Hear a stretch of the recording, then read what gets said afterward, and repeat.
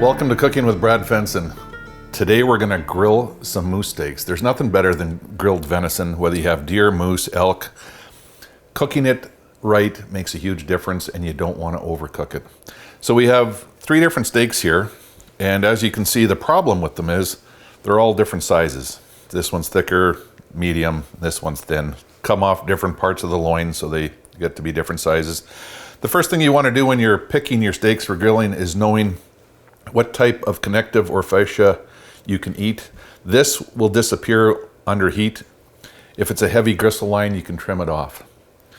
Another thing you want to do, especially with an older bull or things like moose that is longer grained, is get a jacquard knife. Of course, you can puncture it with a fork, but a jacquard knife cuts those fibers and makes it super tender. So some of the big department stores like Costco used to use jacquard knives on all their steaks, and everyone swore that they were the most tender. But there's 64 blades, and every time you push it down, those blades cut through the meat. So we just pierce the steaks with those, and what it does is it allows any marinade or spice to penetrate the steak, but it also makes them super tender. So a jacquard knife for wild game is standard equipment around here because we like tender steaks, and that's the best way to ensure we don't have to overcook them and get the ultimate flavor out of them. So there, it's that simple. What I'm gonna do, often we marinate our steaks, but I'm just gonna put a little bit of olive oil on these. And what we'll do is rub it around, and what that's gonna do is hold the spice when we spice them up. So you can see that we just use what we got here. There they are. And then it's just a matter of picking what spices you like best. There's a number of different ones. You can make up your own blends. The High Mountain steak rub is always good. So we'll put some of that on.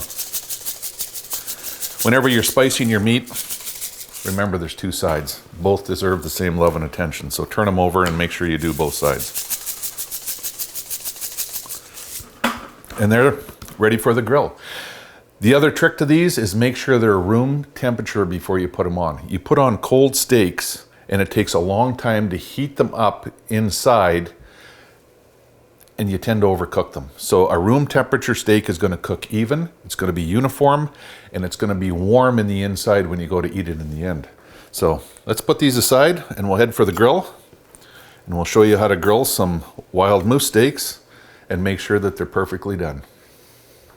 All right, we got the grill nice and hot, a little over 500 degrees. I'm going to take that biggest steak and put it directly over the flame.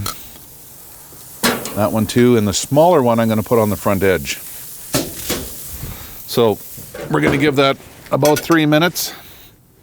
Now when you're cooking steaks, you can always use your hand to tell how they're done. This here is nice and soft. That's going to be medium rare to rare. If you feel on the outside of your hand it's starting to get dense, that's starting to get to the point where you don't want to go any further.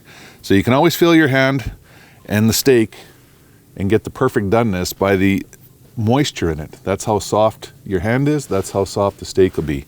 You know, if you get to the middle where it's hard, it's well done. It's not going to be a very tender steak. So rule of hand, rare to medium rare, medium, medium well, and well done. So use your hand in order to do your steaks correctly.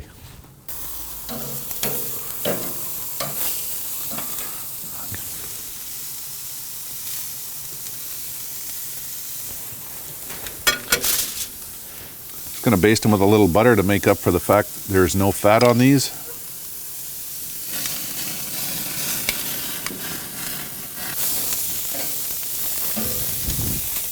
All right. You can see the test, nice and soft, still nice and soft, looks perfect. Good grill marks. I think it's time to pull them off, and we're going to just rest them in foil for 3 minutes and then cut them up and serve them.